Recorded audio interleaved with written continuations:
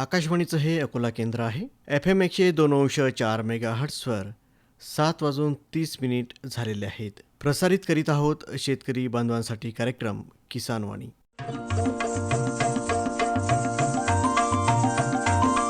किसानवाणी किसानवाणी किसानवाणी किसानवाणी हिरव्या स्वप्नांची साध्यवाणी प्रगत युगाची वेधवाणी कृषी तंत्राची ही मंत्रवाणी किसानवाणी किसानवाणी किसानवाणी किसानवाणी सफल शेतीची भाष्यवाणी पेरन काढन सांगे वाणी शेती सुखाची आधारवाणी किसानवाणी किसानवाणी किसानवाणी किसानवाणी किसानवाणी किसानवाणी किसानवाणी किसानवाणी किसानवाणी किसानवाणी किसानवाणी किसानवाणी किसानवाणी किसानवाणी किसानवाणी किसानवाणी किसानवाणी किसानवाणी. भारत सरकारच्या कृषी आणि शेतकरी कल्याण मंत्रालयाच्या वतीनं प्रायोजित किसानवाणी कार्यक्रमात सादर करते सूरज गोळे यांच्यासह मी सचिन म्हैसने आपलं मनपूर्वक स्वागत करतो. सुरुवातीला जाणून घेऊया हवामान शास्त्र विभाग डॉक्टर पंजाबराव देशमुख कृषी विद्यापीठ अकोला यांच्याकडून प्राप्त हवामान वृत्त. तापमान कमाल 30.0 तर किमान 7.0 प्रखर सूर्यप्रकाश 8.6 तास तर हवेचा ताशी वेग होता 0.7 किलोमीटर. आर्द्रता सकाळी 83% तर दुपारी होती 17% आणि मागील 24 तासात बाष्पीभवनाचा वेग 3.2 मिलीमीटर एवढा नोंदवण्यात आलेला आहे. आजचा पाऊस 0 मिलीमीटर तर आजपर्यंतचा एकूण पाऊस 1083.8 मिलीमीटर एवढा नोंदवण्यात आलेला आहे. आत्ताच आपण हवामान वृत्त जाणून घेतलं. अरे अरे अरे क्या कर रहा है? इधर इधर इधर हम बोल रहे हैं तेरे बीजू का. उतला बोल रहा है? हाँ, पक्षियों से तो हम खेत को बचा लेते हैं पर इन घातक रसायनों से कैसे बचाएं? मतलब देख बेटा, तू जो ये अंधाधुंध रसायन मिलाता है ना, मिट्टी की सेहत बिगड़ने लगी है और जब माटी ही कमजोर पड़ जाएगी तो उपज कैसे सेहतमंद होगी? हाँ? अरे पहले ऐसा नहीं था. पूछना अपने बड़े बुजुर्गों से कैसे फसल लहलहाती थी, शुद्धता झलकती थी. हाँ, माटी भी तंदुरुस्त और लोग भी. अरे अब पहली वाली बात कहाँ? पर अब तो सभी डाले हैं. सब नहीं, आज भी लाखों जागरूक किसान परंपरागत विधि से फसल उगा रहे हैं. खर्चा कम और उपज की कीमत भी बेहतर पा रहे हैं. सच है? रे बेटे एक्सपीरियंस से बता रहे हैं, धूप में बाल सफेद नहीं किए हैं. हाँ. ठीक है भाई, मैं भी आज से जैविक खेती शुरू करूंगा. माटी से प्रेम की परंपरा है. परंपरागत खेती. शेतकरी बंधूंनो, स्वागत आहे तुमचं प्रश्न तुमचे उत्तर आमचे या फोन इन कार्यक्रमामध्ये.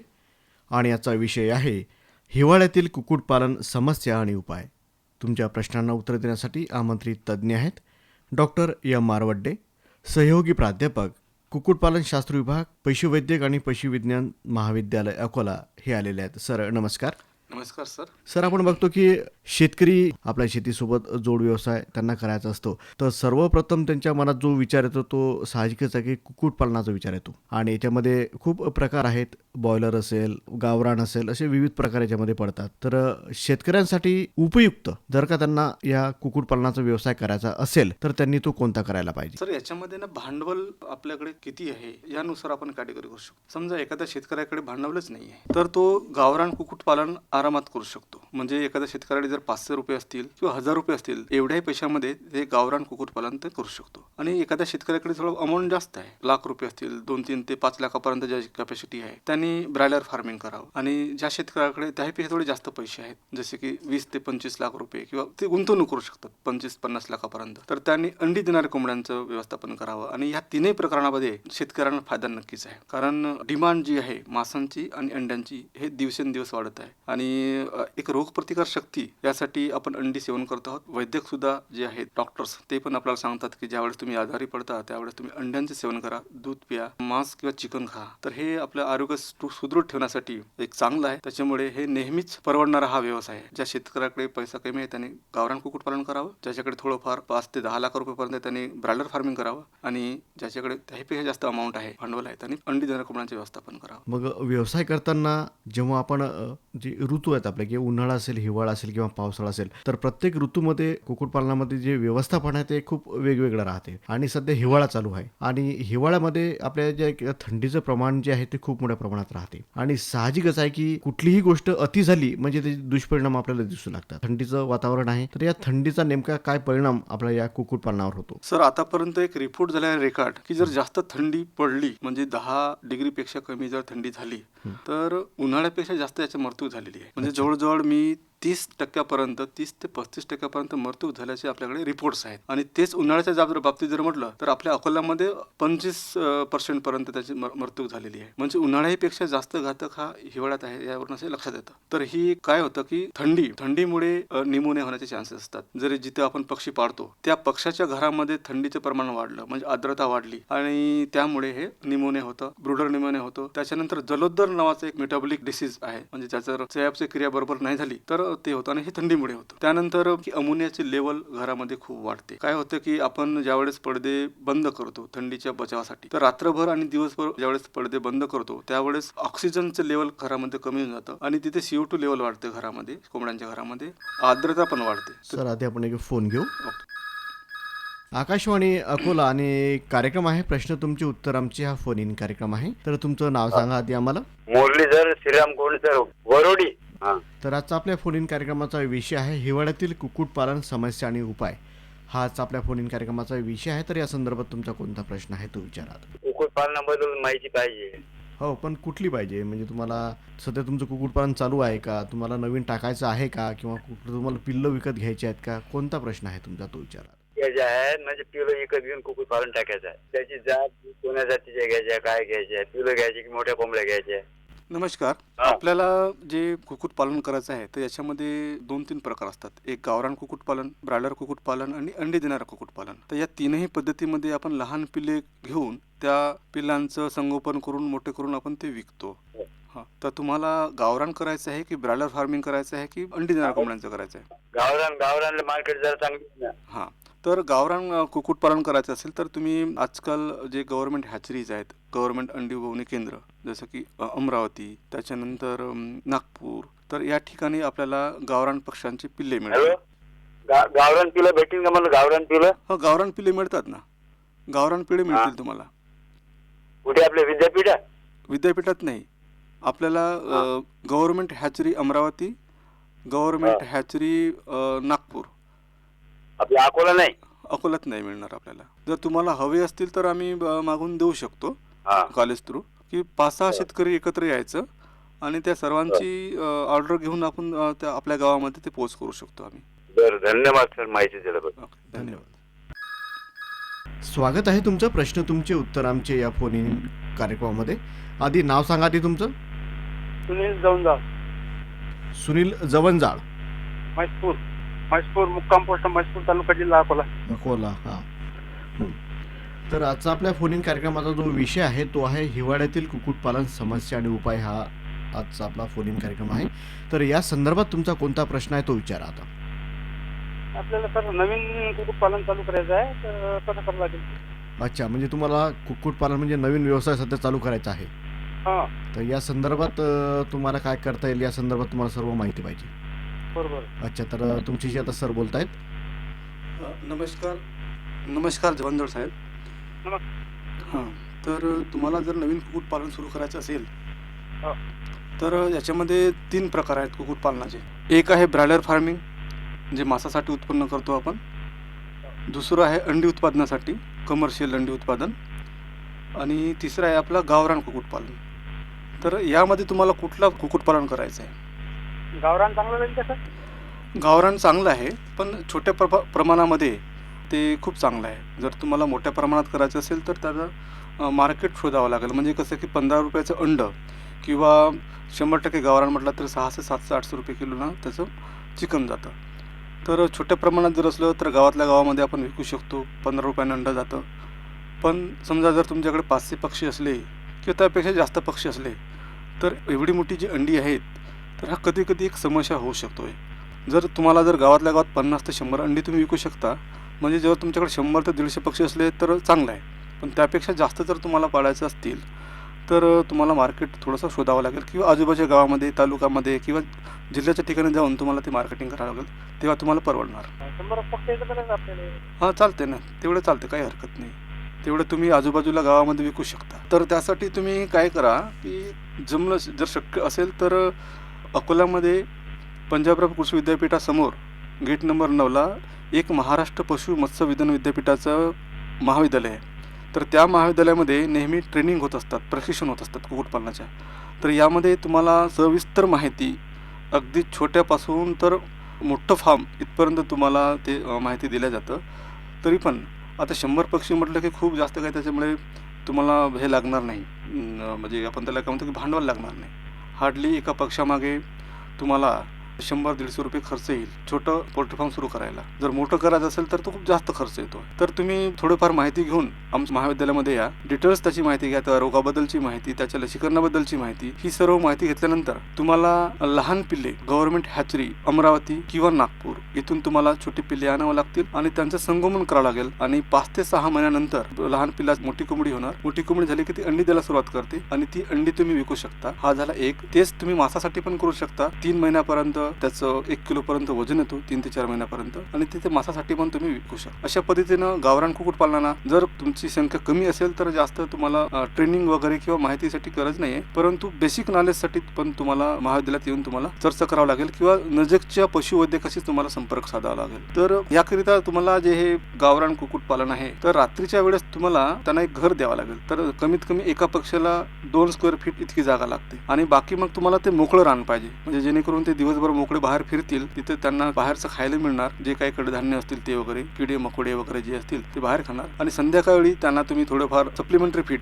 जसं की 35 ते 40 ग्रॅम हे तुम्हाला द्यावं लागेल आणि नेक्स्ट डे त्यांना तुम्हाला सकाळी सोडावं लागेल. असं तुम्हाला दररोज करावं लागेल. अशा पद्धतीने तुम्ही हे गावरान कुक्कुटपालन करू शकता. पण रात्रीच्या वेळेस त्यांना घर, त्याच्यामध्ये 2 स्क्वेअर फीट जागा म्हणजे 2 वर्ग फूट जागा इतकी तुम्हाला त्या पक्ष्यांना द्यावं लागेल. आणि लक्षात घ्या की तो घर इतकं थोडंसं मजबूत पाहिजे, जेणेकरून जंगली पक्षी, प्राणी, उंदीर, मुंगूस, घोस किंवा कुत्रे, मांजर त्याच्यामध्ये एंट्री नाही केली पाहिजे रात्रीच्या वेळेस. त्यावेळी तुम्हाला काळजी घ्यावी लागेल. शेतात केला तर चालेल, परंतु तुम्हाला जे बाहेरचे जंगली प्राणी आहेत की नाही, हां, त्यांच्यापासून तुम्हाला थोडीशी काळजी घ्यावी लागेल.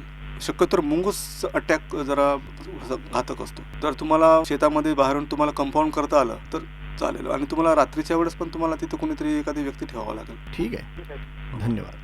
जसं आपण मगाशी बोलत होतो, जो एका थंडीचा जो परिणाम आहे तो आपल्या पक्ष्यांवर कशा पद्धतीनं होतो. तर होऊ शकते तुम्ही मगाशी फुफ्फुस दाह म्हणून बोलत होतात. ब्रुडर निमोनिया म्हणजे काय की फुफ्फुस दाह झालं, तो शक्यतो लहान पिलांमध्ये होतो. अच्छा. लहान पिलांचं. आणि त्याचं कारण काय आहे की थंड वातावरण जर आलं घरामध्ये तर हे थंड वातावरण काय करतं की जी गादी असते, कोंबड्यांची गादी ज्याच्यामध्ये आपण पक्षी पाळतो आहात, तर त्या गादीला थंड करते, ओलं करते. ओलं झालं की त्याचं मॉइश्चर वाढतो आणि त्या मॉइश्चरमध्ये जर 24% जास्त जर मॉइश्चर झालं, म्हणजे आर्द्रता वाढली त्या लिटरची, तर तिथे काही बुरशीची वाढ होते. ती बुरशी म्हणजे एस्परजिलोसिस नावाचा रोग. आणि त्याच्यामुळे ती बुरशी लिटरमधून या लहान पिल्लं त्यांना लागून होतं.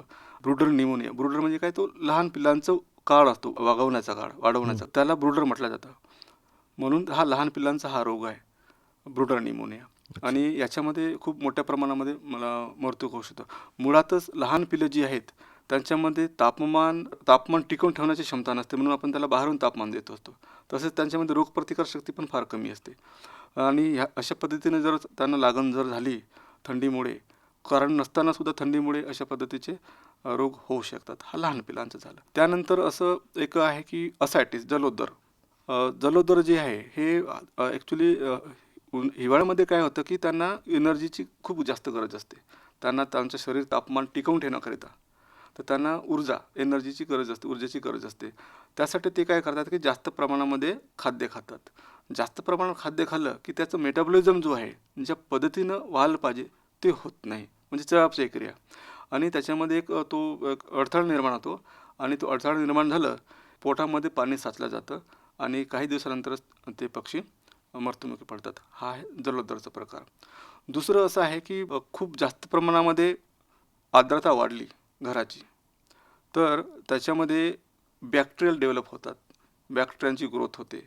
ही बॅक्टेरिया काय करतात की युरेज नावाचा एक एन्झाईम आहे ते प्रोड्यूस करतात आणि हा युरेज एन्झाईम नायट्रोजनयुक्त असलेला त्यांची जी विष्ठा आहे त्याला ब्रेकडाऊन करतो आणि त्याच्यापासून अमोनिया तयार होतो. म्हणजे त्या विष्ट्यामध्ये, कोंबड्यांच्या विष्ट्यामध्ये युरिक ॲसिड असतं.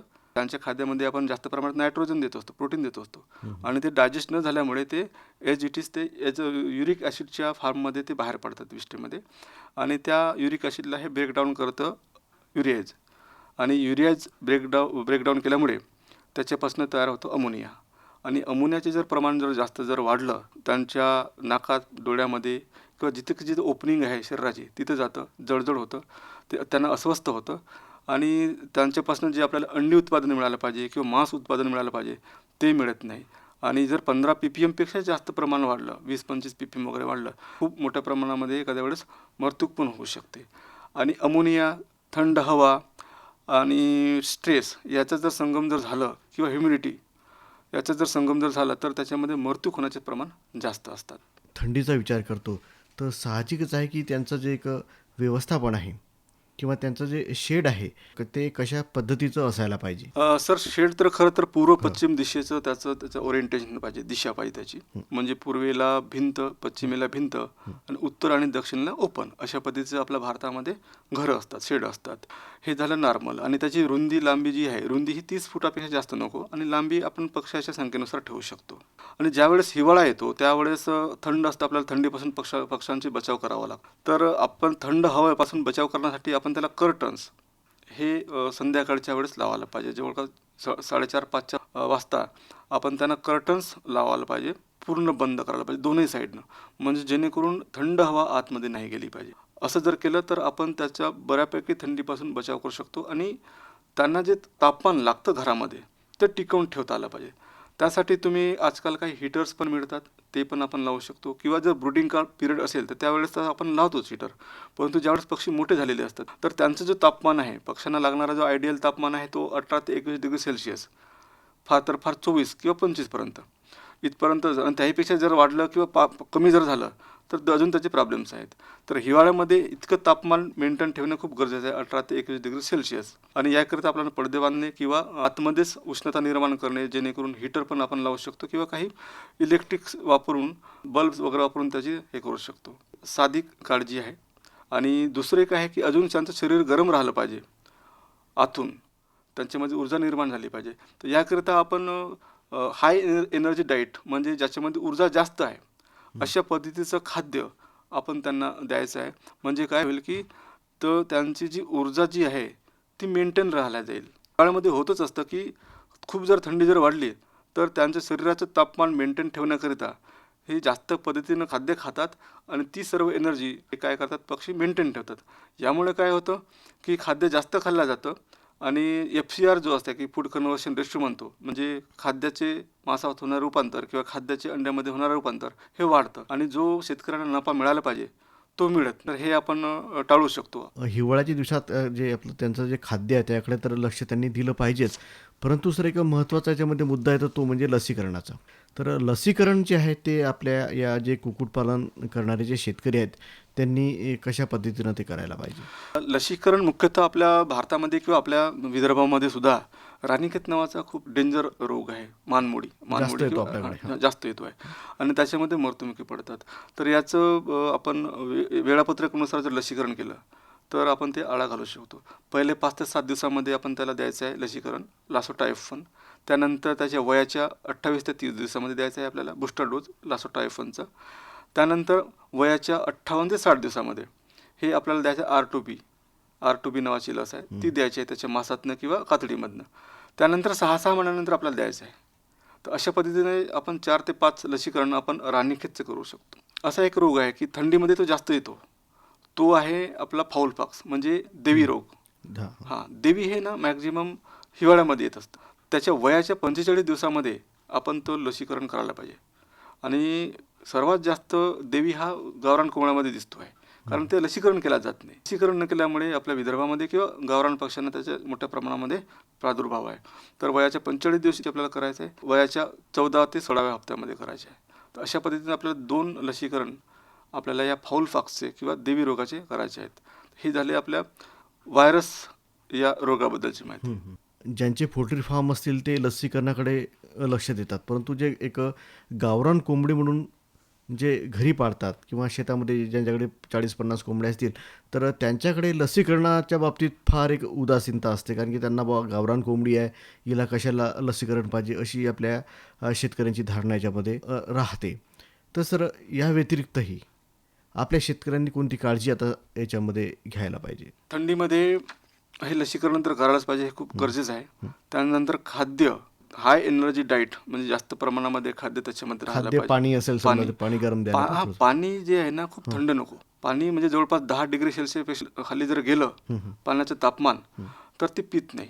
अच्छा. आणि पाणी जर पिले नाही तर त्यांना काय होईल की डिहायड्रेशन होऊ शकतं, अच्छा. पाण्याचे प्रमाण कमी होऊ शकतं आणि त्याच्यानेही पक्षी मरू शकतात. त्याच्यामुळे पाण्याचं योग्य जे तापमान जे आहे 25 डिग्री सेल्सिअस पाहिजे. 25 डिग्री सेल्सिअसमध्ये ते योग्य प्रमाणामध्ये पाणी पितात आणि त्यांचं हेल्थ चांगलं मेंटेन करतात. तर शेतकऱ्यांना माझी अशी विनंती राहील की शक्यतोवर त्यांना थंड पाणी, एकदम थंड पाणी देऊ नये. त्याची थोडं त्याच्यामध्ये कोमट पाणी तयार करून तुम्ही तुमच्या पक्ष्यांना देऊ शकता. मग ते कमर्शियल असतील, ब्रॉयलर असतील किंवा आपले देशी पक्षी असतील, तर हे आपण करू शकतो. आणि दुसरी गोष्ट की खूपच जास्त जर थंडी असेल तर जसं ओपन भाग आहे, जसं की आपला तुरा असतो, कोंबड्यांचा तुरा किंवा काही पाय असतात, ते हे ओपन असतात, चोच असते, चोची खाली एक त्वचा आलेली असते, अशी खाली लोंबलेली असते. तर ह्या सर्व त्वचांना आपण जर पेट्रोलियम जेली हे जर लावलं तर त्याच्यापासून जे थंडीचं ते बचाव करू शकतं. तर सर, तर या विषयावर तर आपण बरीचशी चर्चा केलेली आहे आणि आपल्या शेतकऱ्यांचे फोन पण आपल्याला बरेच याच्यामधून आलेले आहेत. सहज एक प्रश्न माणसाच्या मनात असा निर्माण होतो की बऱ्याचदा जसं आपण जे एक बॉयलर कोंबड्या आहेत त्यांना सध्या मागणी वाढत आहे. गावरानपेक्षाही बॉयलर स्वस्त मिळते म्हणून त्याची मागणी साहजिकच जास्त आहे. परंतु सर, हे जे आपले बॉयलर पक्षी आहेत हे साधारणतः 1.5 महिन्यात 1.5 किलोचे होऊन जातात. परंतु याच्यामध्ये जे इंजेक्शन वगैरे दिले जातात किंवा त्यांना जे काही खाद्य दिले जाते किंवा लसीकरण केले जाते, तर याचा परिणाम आपल्या चिकन वगैरे खातात तर त्यांच्यावर होऊ शकतो का? एक सहज प्रश्न. लोकांचे प्रश्न आम्हाला पण येत असतात विद्यापीठामध्ये. तर ॲक्च्युली आम्ही जे खाद्य वापरतो त्याच्यामध्ये कुठल्याच प्रकारचं केमिकल्स नाही आणि कुठल्याच प्रकारचे पेस्टिसाइड्स नाही आहे. मानवाच्या आरोग्याला हानिकारक होतील किंवा पक्ष्यांच्या आरोग्याला हानिकारक होतील असा कुठलाच पदार्थ शक्यतोवर विद्यापीठामध्ये वापरत नाही. आणि आजकाल जे कंपनी आहेत ते पण वापरत नाही, कारण त्यांना मार्केट करायचं असतं, त्यांना बाजारात टिकवायचं असतं. त्याच्यामुळे अशा पद्धतीचं कोणीच काही वापरत नाही, हे माहीतच आहेत. राहिला प्रश्न हार्मोनचा. हार्मोन ट्रीटमेंट, हार्मोन जर आपण समजा खाद्यातून दिलं किंवा इंजेक्शन दिलं एका पक्षाला, ते परवडण्यासारखं नाही आहे, खूप महागडं असतं आणि त्याच्यामुळे तो पण कन्सेप्ट चुकीचा आहे. आणि हार्मोन देऊन काही एका दिवसामध्ये किंवा 5 किंवा 7 दिवसामध्ये पक्षी आपण मोठा करू शकत. तर त्याची योग्य व्यवस्थापन, योग्य काळजी, योग्य त्याचं खाद्यामध्ये असलेले प्रथिनांची मात्रा याच्यामध्येच आपण त्या पक्ष्यांना मोठा करू शकतो. सुरुवातीच्या काळामध्ये अँटीबायोटिक्स वापरायचे खाद्यामध्ये की त्याच्यामुळे काय व्हायचं की पक्षीचे खाद्य जे आहे ते त्याच्या मांसात रूपांतर व्हायचं.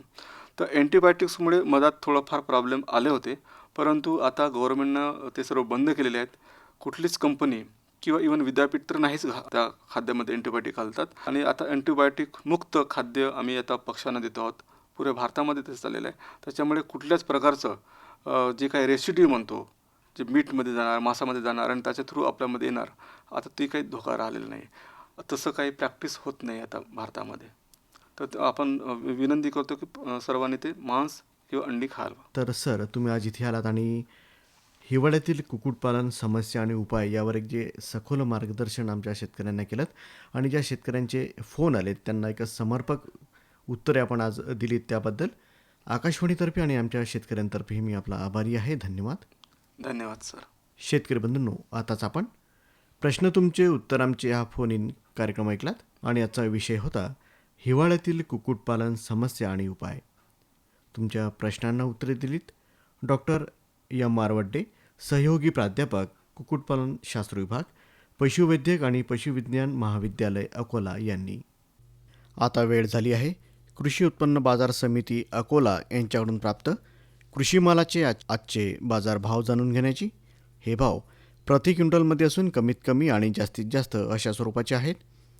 ज्वारी लोकल कमीत कमी 1900 रुपये ते जास्तीत जास्त 2365 रुपये आणि आवक होती 85 क्विंटल. गहू लोकल 2445 रुपये ते 2650 रुपये, आवक होती 77 क्विंटल. उडीद 5300 रुपये ते 5300 रुपयेच आणि आवक होती 39 क्विंटल. मूग 5405 रुपये ते 5405 रुपयेच आणि आवक होती 10 क्विंटल. तूर 6000 रुपये ते 7045 रुपये आणि आवक होती 345 क्विंटल.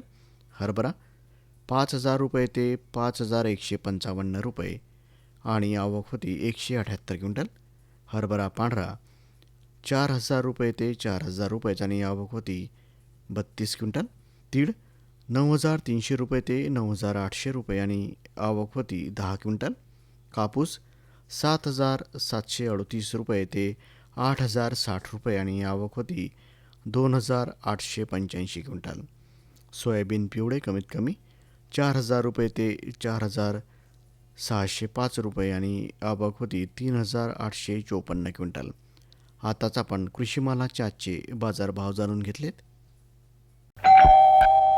सर्वोत्कृष्ट शेतकऱ्याचा पुरस्कार मिळाला आहे हरीला. हरी आता आपल्या सर्वांना सांगतील आपल्या यशाचं रहस्य. माझ्या शेतकरी बंधू आणि भगिनींनो, आपणही आपल्या शेतात चांगलं पीक घेऊ शकता. ते कसं? बस जेव्हा काही समस्या असेल तेव्हा लगेच लावा हा नंबर 1800-180-1551. हा कोणाचा नंबर आहे भाऊ? शेतकरी कॉल सेंटरचा, जिथे तज्ञ आपल्याला शेतीच्या समस्येवर तोडगा सांगतील लगेच. अहो भाऊ, तज्ञ सारा वेळ थोडाच मिळणार आहे. नक्की मिळेल हो भाऊ. वर्षाचे 365 दिवस मिळेल, ते देखील सकाळी 6 ते रात्री 10 वाजेपर्यंत. पण भाऊ, जास्त वेळ बोलू तर पैसे खूप लागतील. अजिबात पैसे नाहीत. मोबाईलनं किंवा दुसऱ्या फोननं शेतकरी कॉल सेंटरला मोफत कॉल करा. सल्ल्याचेही पैसे नाहीत. 16 आणि खरं.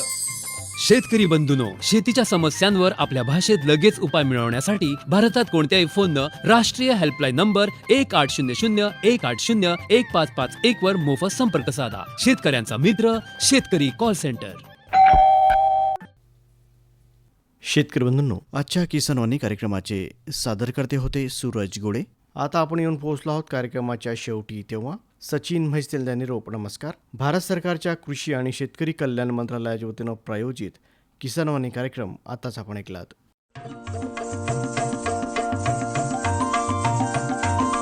किसानवाणी किसानवाणी किसानवाणी किसानवाणी, हिरव्या स्वप्नांची साध्यवाणी, प्रगत योगाची वेधवाणी, कृषी तंत्राची ही मंत्रवाणी. किसानवाणी किसानवाणी किसानवाणी किसानवाणी, सफल शेतीची भाष्यवाणी, पेरन काढन सांगे वाणी, शेती सुखाची आधारवाणी. किसानवाणी किसानवाणी किसानवाणी किसानवाणी किसानवाणी किसानवाणी किसानवाणी किसानवाणी किसानवाणी किसानवाणी किसानवाणी किसानवाणी किसानवाणी किसानवाणी किसानवाणी किसानवाणी किसानवाणी किसानवाणी. आताच आपण शेतकरी बांधवांसाठीचा कार्यक्रम किसानवाणी ऐकलात.